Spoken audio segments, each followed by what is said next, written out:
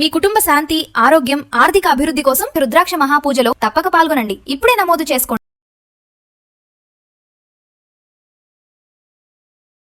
నమస్తే, సుమన్ టీవీకి స్వాగతం. ప్రస్తుతం మనతో ఉన్నారండి ప్రముఖ ఆధ్యాత్మికవేత్త, మంత్రశాస్త్ర పండితులు కొండవీటి దత్తాత్రేయ శర్మ గురు గారు ఉన్నారు.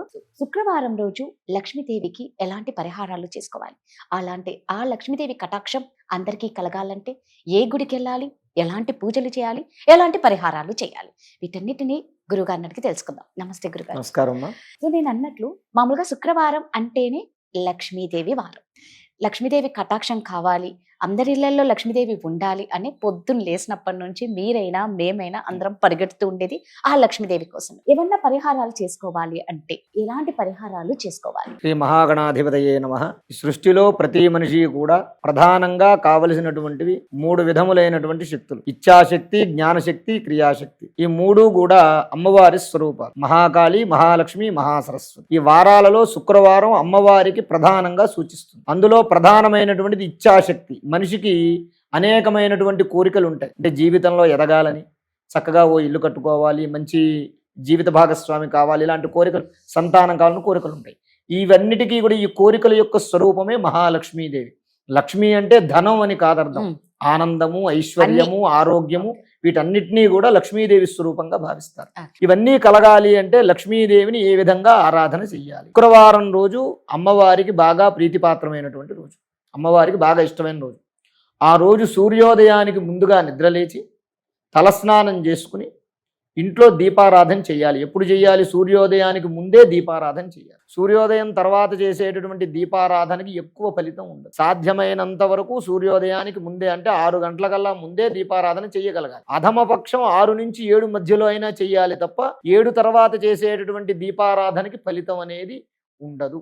ఉంటుంది కానీ ఇన్స్టెంట్ ఫలితం, ఆ క్షణం వరకే, ఆ రోజు వరకే ఫలితం ఉంటుంది. ఈ సూర్యోదయానికి ముందే ఎందుకు దీపారాధన చెయ్యాలి అంటే లక్ష్మీదేవి అమ్మవారి యొక్క శక్తి సూర్యోదయానికి, సూర్యాస్తమయానికి, ఈ 2 సమయాల్లోనూ కూడా గ్రామ సంచారం చేస్తూ ఉంటుంది. ఈ గ్రామ సంచారం చేసేటప్పుడు ప్రతి ఇంట్లోనూ, ఏ ఇంట్లో అయితే సూర్యోదయాత్ పూర్వం దీపారాధన వెలుగుతూ ఉంటుందో ఆ ఇంట్లోకి అమ్మవారు ప్రవేశిస్తుంది. ఏ ఇంటి ముందైతే శుభ్రంగా ముగ్గులు పెట్టి శుభ్రంగా ఇల్లంతా నీట్గా ఉండి ఏ ఇంట్లో వాళ్ళు పడుకోకుండా ఉంటారో, చిన్నపిల్లలు, పసిపిల్లలు పర్వాలేదు, మరీ చంటి పిల్లలు 2-3 ఏళ్ళు, ఒక 5 ఏళ్ల లోపు వాళ్ళు అయితే పర్వాలేదు, కానీ మరీ 5 ఏళ్ల దాటినటువంటి వాళ్ళు కానివ్వండి, ఎవరైనా సరే ఈ సమయంలో సూర్యోదయం అయిన తర్వాత కనుక పడుకునున్నా సరే, ఇంట్లో దీపారాధన లేకపోయినా, ఇల్లు శుభ్రంగా లేకపోయినా సరే, ఇంట్లో ఎవరు స్నానం చేయకపోయినా సరే, ఆ అమ్మవారు ఆ ఇంట్లో అడుగు, లక్ష్మీదేవి యొక్క శక్తి ఆ ఇంట్లో అడుగు పెట్టదు. దాని కారణంగా ఏమవుతుందయ్యా అంటే లక్ష్మి ఎప్పుడైతే ఇంట్లోకి అడుగు పెట్టదో, లక్ష్మీదేవి వెనకాల దరిద్ర దేవత, జ్యేష్ఠాదేవి అంటారు, వారు అక్కగారు అనమాట, ఆవిడ రెడీగా ఉంటుంది. ఈవిడ ఎక్కడికి వెళుతుందో ఆవిడ అక్కడికి వెళ్ళదు, ఆవిడ ఎక్కడికి వెళ్ళదో అక్కడికి ఈవిడ వెంటనే వెళ్ళిపోతుంది. కాబట్టి ఆ జ్యేష్ఠాదేవి దారిద్ర దేవత ఏం చేస్తుంది, వెంటనే ఈవిడ వెళ్ళలేదు కదా అని చెప్పి ఆ ఇంట్లోకి ఈవిడ ప్రవేశిస్తుంది. ఎప్పుడైతే ఈవిడ ప్రవేశిస్తుందో, ప్రవేశించినప్పుడు ఏమవుతుంది, అక్కడ దారిద్ర్యం, కష్టాలు, అప్పుల బాధలు, రోగ బాధలు, ఇలాంటివన్నీ కూడా, సమస్యలు, ఇలాంటివన్నీ కూడా వస్తూ ఉంటాయి. ఆ కారణంగా మనం సూర్యోదయాత్ పూర్వమే నిద్రలేచి దీపారాధన చేయాలి. ముందు ఉత్తి రోజుల్లో, అంటే ఇప్పుడున్నటువంటి కలియుగంలో, ఇప్పుడున్న పరిస్థితుల్లో కాస్త ఆలస్యమైనా సరే శుక్రవారం మాత్రం ఖచ్చితంగా సూర్యోదయాత్ పూర్వం మాత్రం లేచి చేస్తే గుడ్డిలో మెల్ల అన్నట్టుగా కనీసం ఆ ఒక్కరోజు చేసినటువంటి ఫలితం ఆ వారమంతా కూడా అమ్మవారు అనుగ్రహించేటటువంటి ఆ అవకాశం ఉంటుందన్నమాట. అలా సూర్యోదయాత్ పూర్వం దీపారాధన అన్నీ చేసినటువంటి తర్వాత అమ్మవారికి పాయసం అంటే బాగా ఇష్టం. పాయసాన్న ప్రియాత్వక్స్త అని లలితా సహస్రనామంలో చెప్పారు. అమ్మవారికి పాయసం కానీ, చక్కెర పొంగలి కానీ, బెల్లంతో వండినటువంటి తీపి పదార్థం ఏదైనా సరే అమ్మవారికి బాగా ఇష్టం. ఆ పదార్థాన్ని ఇంట్లో దీపారాధన చేసిన తర్వాత ఆ అమ్మవారికి నివేదన చేయాలి లక్ష్మీదేవి స్వరూపంగా. తీపి ఆనందానికి హేతు. పులిహార అవి వేరే, కానీ అమ్మవారి పూజ చేసినప్పుడు మాత్రం ఖచ్చితంగా తీపి పదార్థం అనేది నైవేద్యం పెట్టాలి. కాబట్టి అన్నం పరబ్రహ్మ స్వరూపం కాబట్టి అన్నంతో వండినటువంటి పాయసం, బెల్లం కానీ లేదా పంచదార కానీ, చక్కెర పొంగలి, ఇట్లాంటివి ఏవైనా సరే అవి అమ్మవారికి నైవేద్యం పెట్టాలి. నైవేద్యం పెట్టిన తరువాత హారతి ఇవ్వాలి ఇంట్లో అమ్మవారికి. ఇచ్చిన తరువాత కనకదారా స్తోత్రము గాని, మహాలక్ష్మి స్తోత్రం గాని, మహాలక్ష్మి అష్టోత్తర శతనామ స్తోత్రం గాని ఆ శుక్రవారం రోజున పారాయణం చేయాలి. చేస్తే షడ్భిర్మాసై ఫలం లభేద్. అలా చేస్తూ ఉండగా 6 నెలల తర్వాత నుంచి దాని యొక్క ప్రభావం చూపించడం మొదలు పెడుతుంది. 6 నెలలు 6 నెలల నుంచి దాని ప్రభావం చూపించడం మొదలు పెడుతుంది. ఇప్పుడు ఎందుకంటే ఇప్పుడు మనం డబ్బులు దాచుకోవాలి. ఇప్పుడు ఈ రోజున మనం బ్యాంకులో ఓ ₹1,00,000 వేస్తే వడ్డీ ఈ రోజే వచ్చేది కదా. నెల రోజుల తర్వాత ₹1,000 వడ్డీ వస్తుంది. 10% దానికి 10వ వంతు వడ్డీ వస్తుంది. ఈ రోజు వేసిన వెంటనే రాదు కదా. అది 6 నెలల నుంచి దాని ప్రభావం చూపించడం మొదలు పెడుతుంది. ఆ తర్వాత నుంచి పోను ఏమవుతుందయ్యా అంటే సకుబేర సమో భవేత్, వాడు కుబేరుడు అంతటి ధనవంతుడు అవుతాడు. అంటే ధనానికి కానీ ధాన్యానికి కానీ దేనికి వాడికి వాడి పిల్లలకి లోటు లేకుండా ఆనందంగా జరిగేలాగా అమ్మవారు వాడిని అనుగ్రహిస్తుంది. అసలైతే రోజు చెయ్యాలి, కానీ రోజు చెయ్యలేనటువంటి పరిస్థితుల్లో ఉన్న వాళ్ళు ఆరోగ్యం సహకరించకో, కుటుంబ పరిస్థితులు సహకరించుకో చేయలేని వాళ్ళు ఉంటారు. అలాంటి వాళ్ళు ఉత్తి రోజుల్లో దీపారాధన అనేది కొద్దో గొప్ప ఎప్పుడైనా చేసుకున్నా శుక్రవారం మాత్రం ఖచ్చితంగా సూర్యోదయాత్పూర్వం ఇంటిని శుభ్రంగా ఉంచుకుని ముగ్గు పెట్టుకుని చక్కగా మనం అమ్మవారి యొక్క ఆరాధన చేసినందువల్ల అమ్మవారి యొక్క కరుణారస దృష్టి వారి కుటుంబం మీద పడుతుంది.